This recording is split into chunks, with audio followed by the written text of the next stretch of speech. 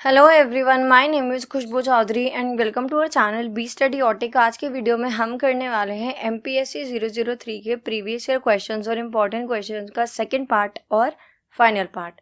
So video को and तक देखिएगा। अच्छी लगी तो लाइक शेयर कमेंट करना बिल्कुल मत भूलिएगा और इसी वीडियोज़ के लिए हमारे चैनल को भी सब्सक्राइब करें। साथ ही आप जुड़ सकते हैं हमारे साथ टेलीग्राम चैनल पर, जहाँ पर आपको इन सभी वीडियोज़ के फ्री PDF अवेलेबल होते हैं। इसके अलावा आप इंस्टाग्राम पर भी फॉलो करके हमारे साथ जुड़ सकते हैं। तो चलिए वीडियो को शुरू करते हैं। वीडियो शुरू करने से पहले एक बहुत इंपॉर्टेंट चीज़ जिसको आपको बिल्कुल भी स्किप नहीं करना है, और वो ये कि एमपीएससी 003 को हमने दो पार्ट्स में कवर किया है। पार्ट 1 जो कि आप देख चुके हो, ये है पार्ट 2, और अगर आप सीधा पार्ट 2 पे आए हो तो पहले जाके पार्ट 1 भी देख लेना, ठीक है। आपका जो पेपर है आपको मोस्ट प्रोबेबली इन दोनों वीडियोज़ में से देखने को मिलेगा, ठीक है। आपको वहाँ क्वेश्चन मिलेंगे, इसीलिए दोनों वीडियो को अच्छे से देखना। और यहाँ पे हम बहुत ज़्यादा डीपली नहीं डिस्कस करेंगे, हम यहाँ पे सिर्फ कंसेप्ट को क्लियर करेंगे, ठीक है। पार्ट 1 में हमने किया है जो आपके शुरू की जो यूनिट्स हैं उनके पिछले 5 साल के question paper plus important question, और रेस्ट ऑफ द यूनिट्स को हम आज कवर करेंगे, ठीक है। सो वीडियो को ज़्यादा से ज़्यादा शेयर करना, जो भी आपके कॉलेज के जो ग्रुप्स हैं या फिर जो भी आपके फ्रेंड्स हैं उन तक, ठीक है। चलो, क्वेश्चन नंबर 1 है, What do you understand by Marxian theory of alienation and revolution? ठीक है। अब देखो, अब यहाँ पे सबसे पहले अगर आप जानते भी हो या नहीं भी जानते हो तो मैं आपको एक चीज़ बताती हूँ। जब भी आपको कहीं पे कार्ल मार्क्स लिखा हुआ दिखे, ठीक है, वहाँ या फिर मार्क्सिज्म या सोशलिज्म के बारे में पूछा जाए, ठीक है, कार्ल मार्क्स के रेलिवेंस में, तो आपको क्या करना है, देखो इमेजिन क्या करो, जो एक्चुअली है वो ये है कि कार्ल मार्क्स कि सारी चीज़ें घूम फिर के एक ही चीज़ पे आती है, वो है क्लास वॉर, यानी कि क्लास स्ट्रगल, ठीक है। मैं जो समझा रही हूँ उस पर ध्यान दो। उसके बाद आने वाले जो दो क्वेश्चन है, ये और इसका जो सेकंड क्वेश्चन है, दोनों आप बहुत इजीली समझ जाओगे और एग्जाम में आपको कार्ल मार्क्स के क्वेश्चन देखने को मिलेगा। आई थिंक 9th या 10th क्वेश्चन देखने को मिल सकता है कार्ल मार्क्स से रिलेटेड, ठीक है। चलो, तो यहाँ पे कार्ल मार्क्स क्या कहते हैं, वो कहते हैं कि जो कैपिटलिस्ट सोसाइटी होती है, यानी कि जो कैपिटलिज्म, जो पूंजीवाद होता है, उसमें क्या होता है, प्राइवेट ओनरशिप होती है ना।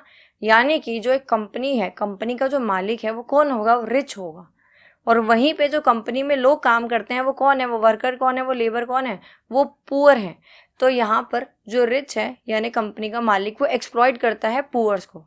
कैसे भाई, कंपनी के मालिक को क्या चाहिए, प्रॉफिट, और वहाँ पे जो लोग काम कर रहे हैं वर्कर लेबर, उनको क्या चाहिए, उनको थोड़ी सी बेटर वहाँ पे कंडीशंस चाहिए काम करने के लिए, ठीक है। वर्किंग कंडीशन अच्छी होनी चाहिए, बेटर वेजेस होना चाहिए, बेटर भी नहीं तो फेयर वेजेस तो उनको मिलना चाहिए, और बहुत ज़्यादा जो लंबे टाइम तक उनसे काम कराया जाता है, लॉन्ग वर्किंग आवर्स, वो नहीं होनी चाहिए, और जो थोड़ी सी हेल्थ मेडिकल फैसिलिटीज़ है वो अवेलेबल होनी चाहिए। ये कुछ चीज़ें मतलब, ठीक है। तो यहाँ पे क्या होता है, जब जो वर्कर्स या लेबर्स हैं उनको ये चीज़ फील होती है कि नहीं, अब हमें बहुत ज़्यादा एक्सप्लॉइट किया जा रहा है, हमसे 12-12 घंटे काम करा रहे हैं, हमें प्रॉपर वेजेस भी नहीं दे रहे हैं, दिहाड़ी भी नहीं दे रहे हैं, मतलब हमारी मेहनत की कमाई नहीं दे रहे हैं, किसी को चोट लग जाए या कुछ भी हो तो कोई मेडिकल फैसिलिटी नहीं है, तो लोग क्या होते हैं, लोगों को बहुत ज़्यादा गुस्सा आ जाता है, और वो फिर क्या करते हैं, कैपिटलिज्म को उठा के फेंक देते हैं और सोशलिज्म आ जाता है, यानी कि पब्लिक ओनरशिप, जहाँ पे जो सारी पावर है वो पब्लिक के हाथ में रहती है। अगर आपको इतना समझ आ गया, आगे वाले दो क्वेश्चन भी आपको समझ आ जाएंगे, ठीक है। कार्ल मार्क्स क्या बात करते हैं कि जो वर्कर्स हैं उनको कैपिटलिज्म को उठा के फेंक देना चाहिए और सोशलिज्म को स्थापित करना चाहिए, जिससे कि जो पावर है वो पब्लिक के हाथ में आ जाए, ठीक है। चलो, अब ये कह रहे हैं मार्क्सियन थ्योरी ऑफ एलिनेशन। अब यहाँ पे क्या होता है, यहाँ पे ना आप पूरे आंसर में एग्जाम्पल लेके चलना। कोई एक शू फैक्ट्री है, वहाँ पे जो एक शू मेकर है, जो एक जूता बनाने का नॉर्मल एक लेबर या वर्कर है, ठीक है। पहला, एलिनेशन मीन्स फीलिंग सेपरेटेड, यानी एलिनेशन का मतलब होता है जब आप बहुत सेपरेट फील करते हो। देखो यहाँ पे अब जो भी एक इंसान है जिसका एक ही मतलब सेम ही रूटीन है डेली का, ठीक है, उन्हें सेम अपनी डेली एक टाइम पे उठ के अपना जो भी उनकी फैक्ट्री है वहाँ जाना है, पूरा दिन वही सारा गर्मी में काम करना है, एसी तो लग नहीं रहे होंगे उनके लिए, और रात को फिर थके हारे घर आना है। उसमें भी अगर उनसे ज़्यादा काम करवाया जाए या फिर उनको पैसे ना दिए जाएँ, डिले करा जाए, उनको चोट लग जाए, उनका ट्रीटमेंट ना कराया जाए, सैलरी कट जाए, तो वो सारी टेंशन अलग होती हैं। तो जब इंसान इतने प्रेशर के साथ काम करता है ना, तो फिर वो डिस्कनेक्ट हो जाता है अपने काम से, खुद से, समाज से, औरों से, तो वो सेपरेट फील आइसोलेट फील करने लगता है। है ना, एक आइसोलेशन में चला जाता है। सो पहला ये कह रहे हैं जो इतना जो ये रिच होते हैं, जो रिच लोग होते हैं, वो इतना एक्सप्लॉइट कर देते हैं एक वर्कर को कि उसकी कैसी हालत हो जाती है। पहले तो वो डिस्कनेक्ट फील करते हैं, दूसरा नो कंट्रोल ओवर वर्क, यानी कि यहाँ पे जो वर्कर्स हैं, जो बड़ी बड़ी फैक्ट्रीज और जो बिग कंपनीज होती हैं, यहाँ पे वर्कर्स का कोई कंट्रोल नहीं है कि उनको क्यों, क्या, कैसे, कब काम करना है। उन्हें बस अब ऑर्डर फॉलो करना है। आज अगर किसी वर्कर की तबीयत ठीक नहीं है तो वो क्या कहेगा, छुट्टी ले लूं, उससे क्या होगा, सैलरी कट जाएगी, है ना। तो उसको वहां पे काम करना ही पड़ेगा। अगर उसको आज वो काम मिला है कि आज उसको 1000 जो 1000 जो शूज हैं, उनको जो भी उनका काम है रिपेयर करने का या कलर करने का, जो भी है वो काम उनको करना ही पड़ेगा। उनको सिर्फ यहाँ पे ऑर्डर्स को फॉलो करना है, अपनी मर्जी को नहीं चला सकते। दूसरा, work become boring and tiring. अब इससे क्या होगा, जो वो काम कर रहे हैं बहुत ज़्यादा बोरिंग हो जाएगा, बहुत ज़्यादा टायरिंग, बहुत वो थक जाएंगे। जिस काम में आपका मन नहीं होता ना, उसमें आप थक जाते हो, है ना। तो यहाँ पे वो जो वर्कर है उसको वो काम बोझ लगने लगेगा, बर्डन बन जाएगा उसके लिए। हम यहाँ पे बात कर रहे हैं कि कैसे एक्सप्लॉयटेशन के बाद एक वर्कर की हालत हो जाती है। अगला है no connection with the product, यानी कि यहाँ पे जो वर्कर काम कर रहा है, वो जो जूता बना रहा है, उससे उसका कोई रिलेशन नहीं है। यानी कि रॉ मटेरियल कहीं और से आया, डिज़ाइन किसी और ने फाइनल किया, ठीक है, बना उसको वो वर्कर रहा है, फिर उसको फाइनल वो कहीं और जा रहा है, फिर वो होलसेलर के पास, फिर डिस्ट्रीब्यूटर के पास, फिर शॉप्स में, और फाइनली उसको कोई और खरीद रहा है, किसी और को गिफ्ट कर रहा है, खुद ले रहा है, पहन रहा है। तो कुल मिला के वो जूता जिसने बनाया है वो उससे बिलोंग ही नहीं करता। ऐसे तो भाई जो मजदूर हैं, जो घर बनाते हैं, वो घर उनसे बिलोंग करना चाहिए, बट करता है नहीं। तो यहाँ पे ये कह रहे हैं worker make things but they don't even them और use them, they go to the company और मार्केट, वर्कर्स फील लोनली। तो इन सब में क्या होता है, एक वर्कर इतना ज़्यादा थक जाता है, वो समाज से, हर चीज़ से दूर हो जाता है। यहाँ पे कोई इंसान फ्रीली काम नहीं कर रहा है, यहाँ पे सिर्फ और सिर्फ पैसे के लिए काम कर रहे हैं, वरना हर कोई इंसान आराम करना चाहता है। इन शॉर्ट, हमने इन 2 स्लाइड्स में पढ़ा है, और ये क्वेश्चन हल्के में मतलब पिछले साल आया है, जाके पेपर चेक करना, ठीक है, दिसंबर वाले पेपर में आया है, दिसंबर 2024 वाले में। तो यहाँ पे हमने क्या पढ़ा है, यहाँ पे हमने एक वर्कर की कंडीशन पढ़ी है, एक्सप्लॉयटेशन के बाद कैसी होती है। बस इसीलिए जो मार्क्स है वो चाहते हैं कि कैपिटलिज्म को उठा के फेंक दो।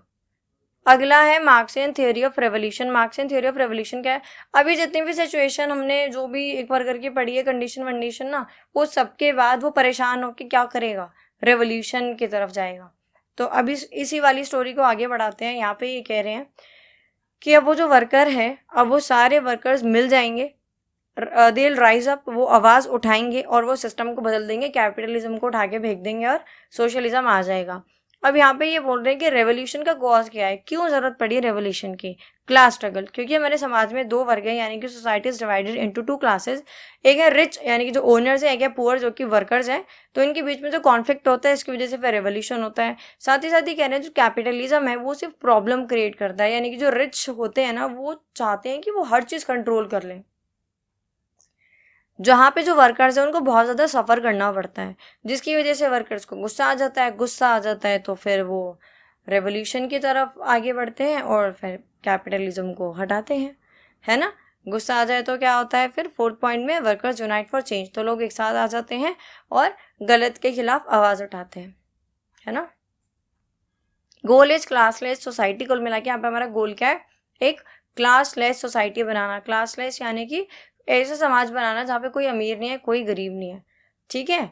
वर्कर को गुस्सा आया, वो यूनाइट हुए, रेवोल्यूशन हुआ, अब कोई अमीर नहीं है, कोई गरीब नहीं है, हर कोई इक्वल है, हर किसी के पास इक्वल रिसोर्सेज हैं। ये है थ्योरी ऑफ रिवोल्यूशन। अगला है question number 2, critically evaluate Karl Marx theory of class war. यहाँ पे हमें इवैल्यूएट करना है Karl Marx theory of class war. अभी जो पढ़ के आए हैं वही है, ठीक है। गुड पॉइंट और बैड पॉइंट, क्योंकि इवैल्यूएट करना है ना, तो सही गलत बताते हैं, ठीक है। शोज इनइक्वालिटी, यानी कि अच्छी चीज़ है कि कार्ल मार्क्स ने यहाँ पे इनइक्वालिटी को हाईलाइट किया है कि भाई हमारे समाज में जो रिच लोग हैं, वो जो ओनर्स हैं, वो कैसे गरीबों का फ़ायदा उठा रहे हैं और उनको परेशान कर रहे हैं।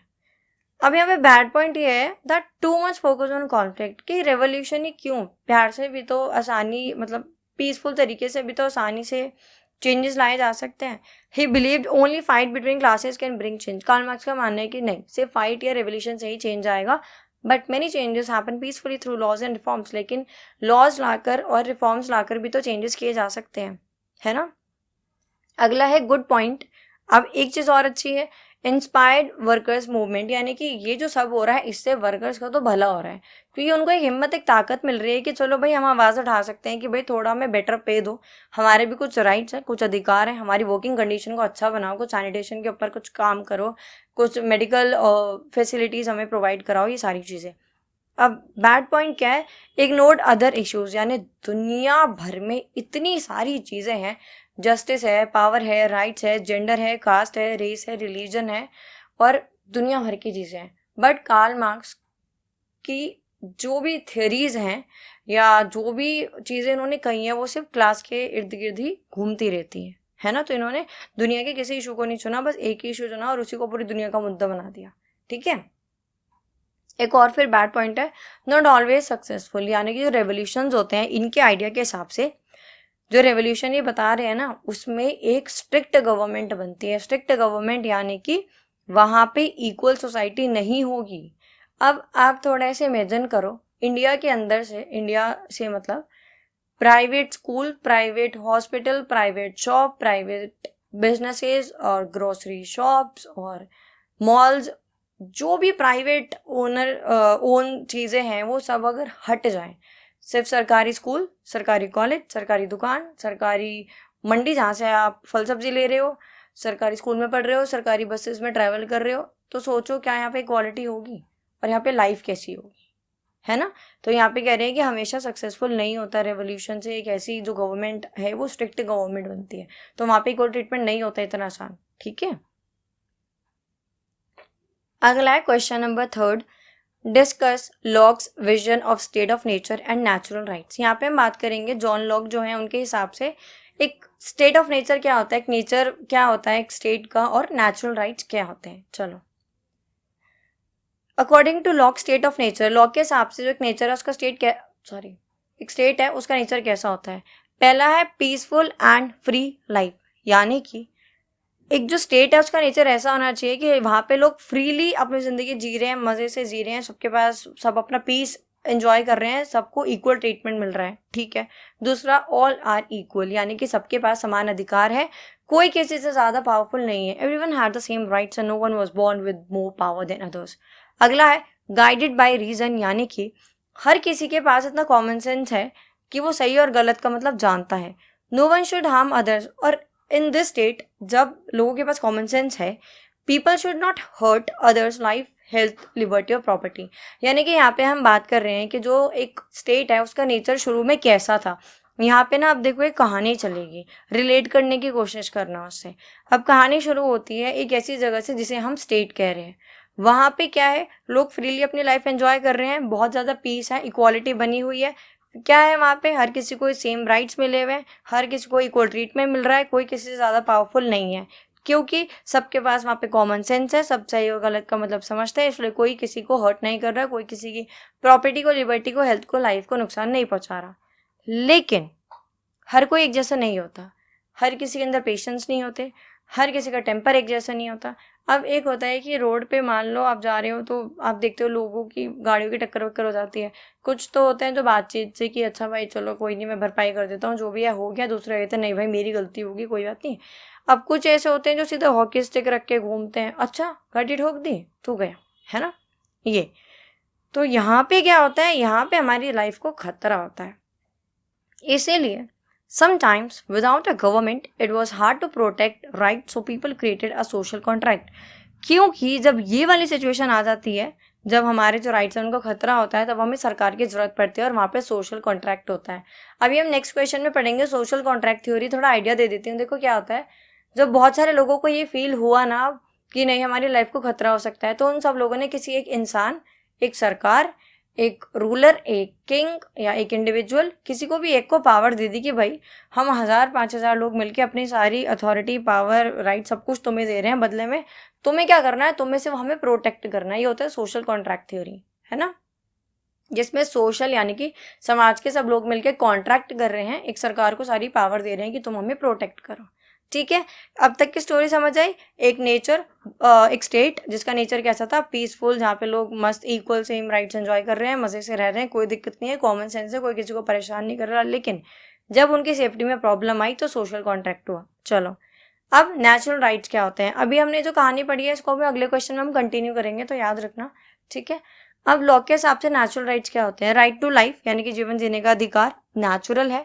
राइट टू लिबर्टी यानी कि सब फ्रीली अपनी लाइफ एंजॉय कर सकें and they make their own choices, ये उनका नेचुरल राइट है। राइट टू प्रॉपर्टी यानी कि हम अपनी प्रॉपर्टी को ओन कर सकें और अपनी चीज़ों को हम सेफ रख सकें, ये हमारा अधिकार है।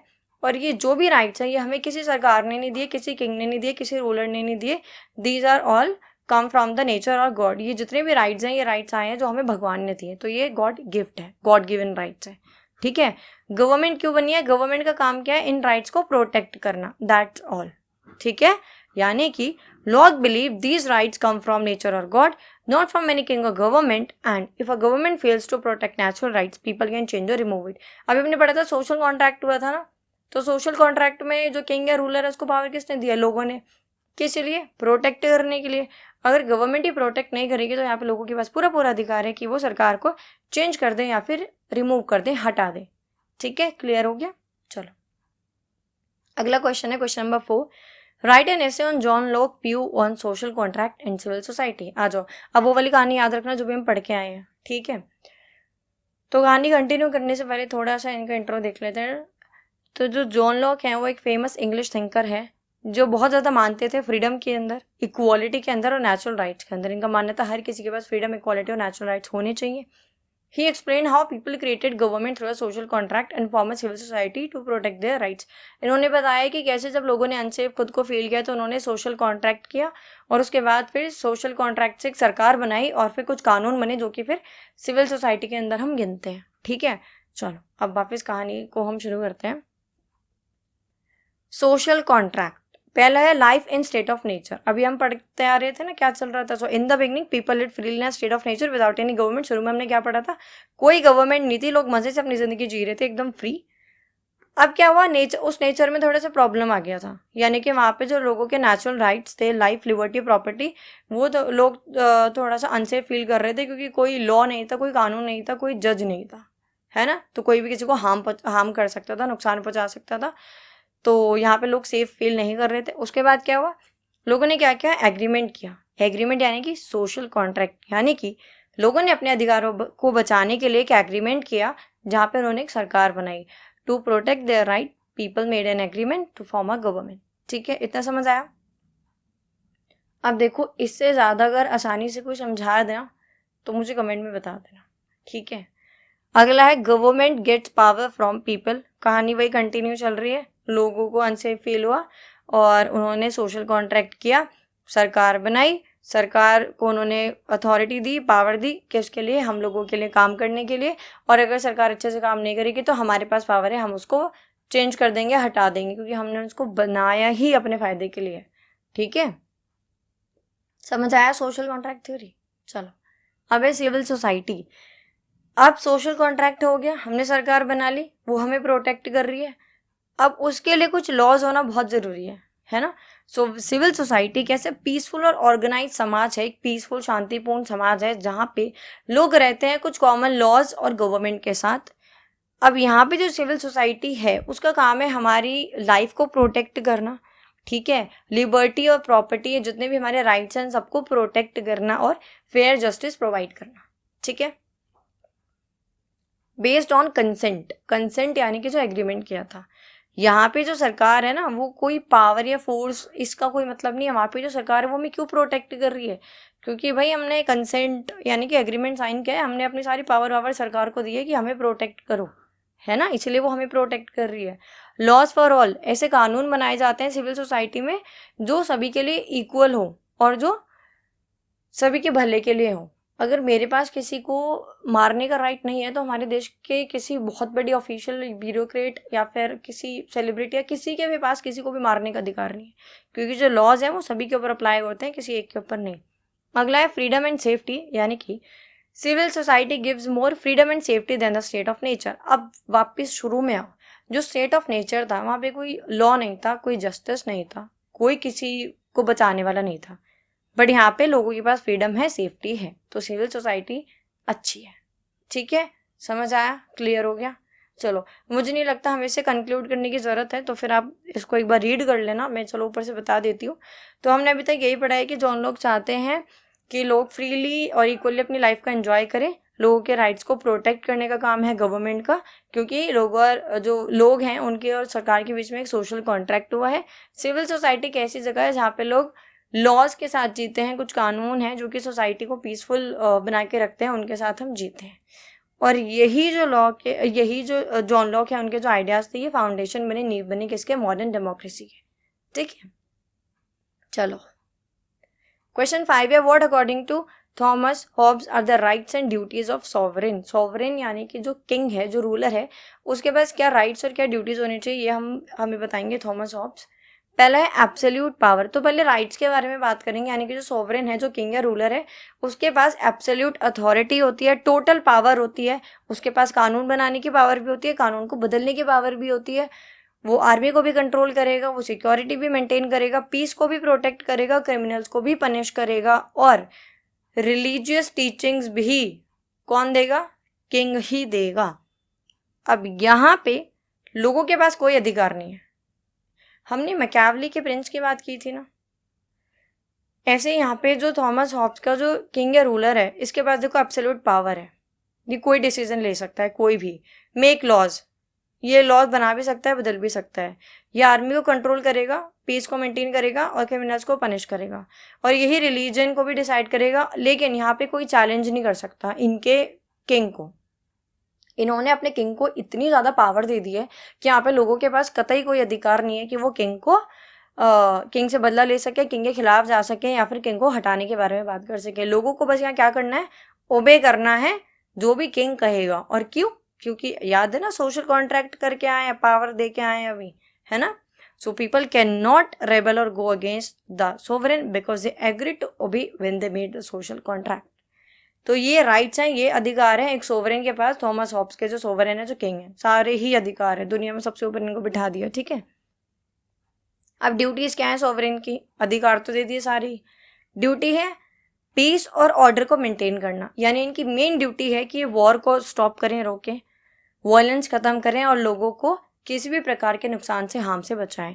दूसरा, लोगों की जिंदगी बचाना, प्रोटेक्ट लाइव्स, अपने सिटीजन्स को सेफ्टी प्रोवाइड कराना। इंश्योर जस्टिस, यानी कि रूलर जो है उसको इंश्योर करना चाहिए कि वो क्लियर लॉज बनाए और फेयर पनिशमेंट्स दे। ठीक है, अगला है मेंटेन यूनिटी, यानी कि कॉन्फ्लिक्ट्स को अवॉइड करना चाहिए एक सोवरेन को, और लोगों को यूनाइट करने के बारे में सोचना चाहिए।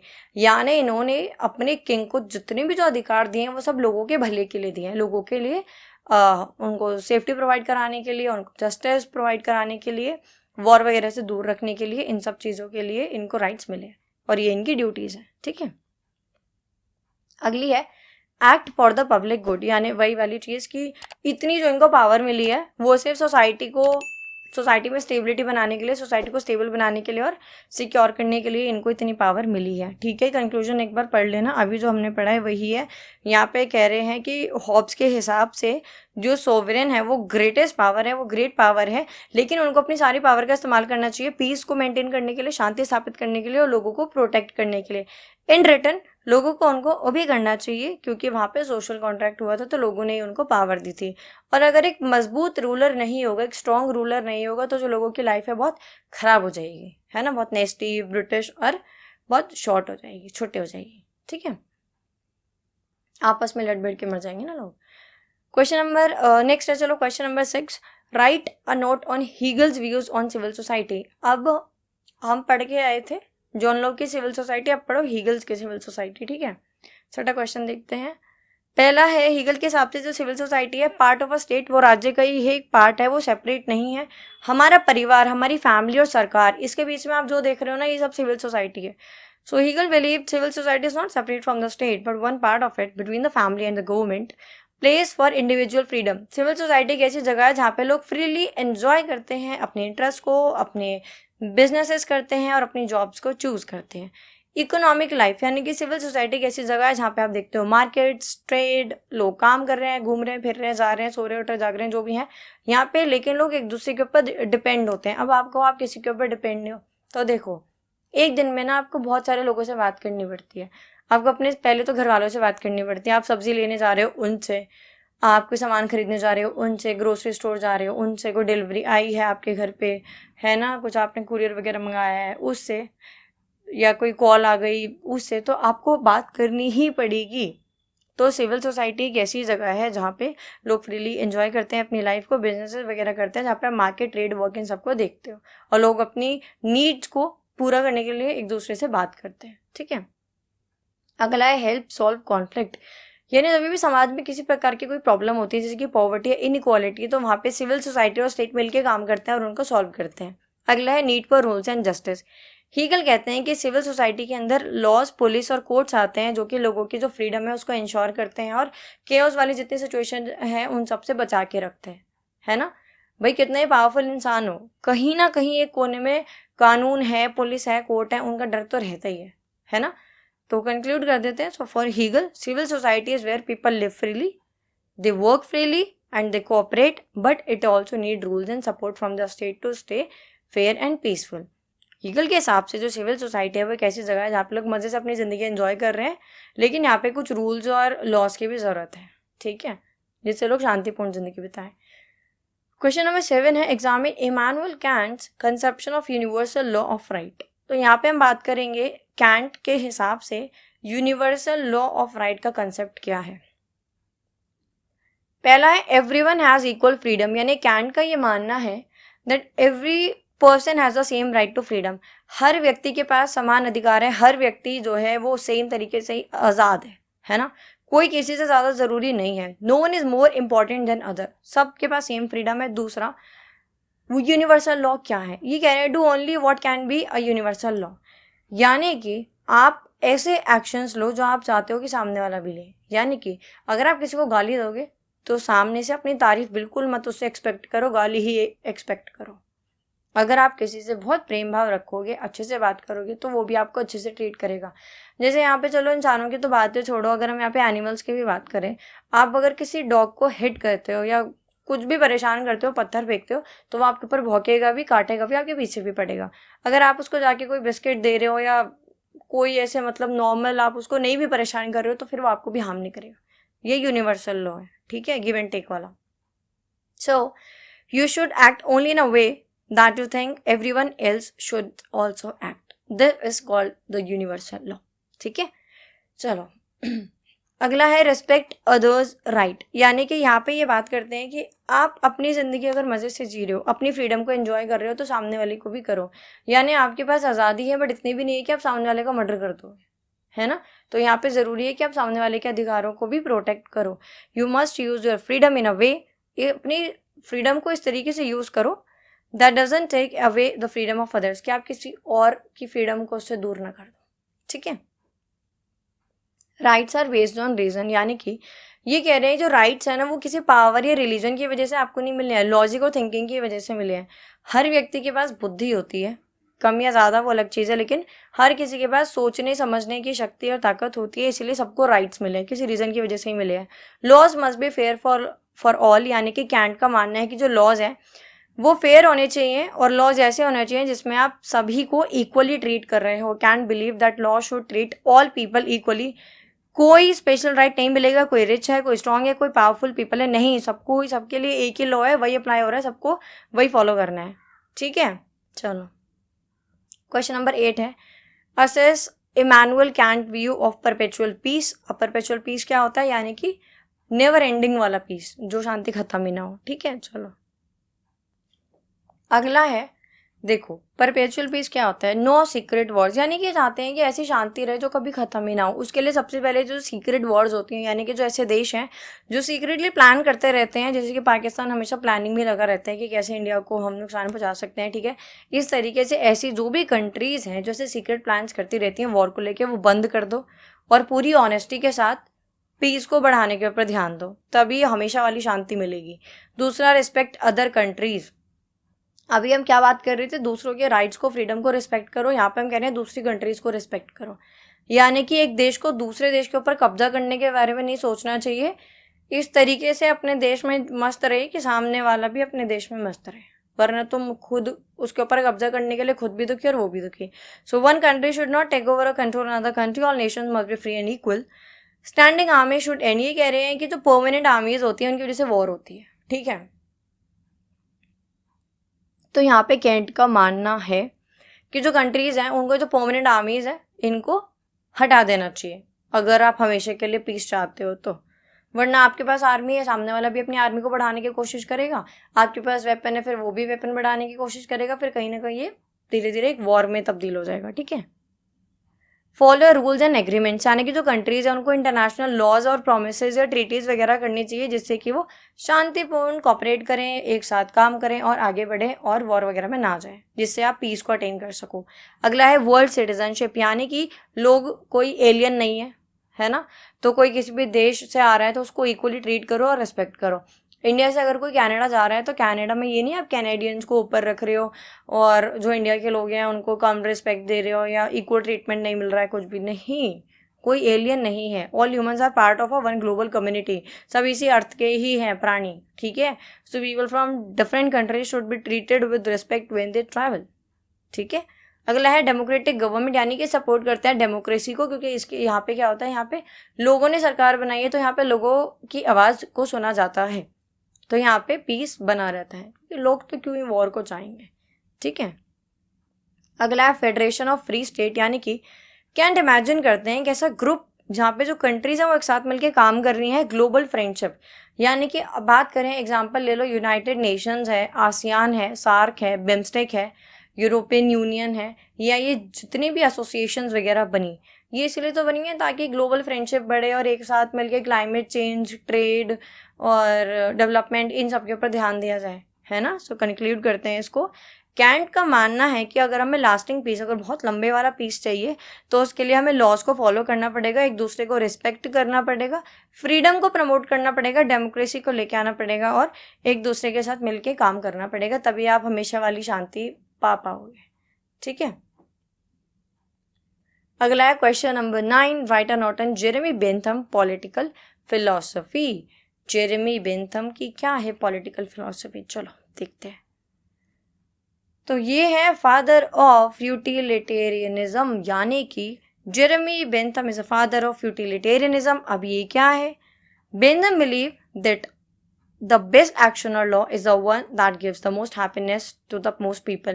देखो इस पूरे में हम बात करने वाला है लोगों की खुशी के बारे में। तो बेंथम का जो ये कंसेप्ट है यूटिलिटेरियनिज्म वाला, इसके अंदर क्या होता है, इसके अंदर आप ऐसे एक्शन और लॉ बनाते हो, ऐसे एक्शन लेते हो जिससे जो लोग हैं वो बहुत खुश हो जाते हैं।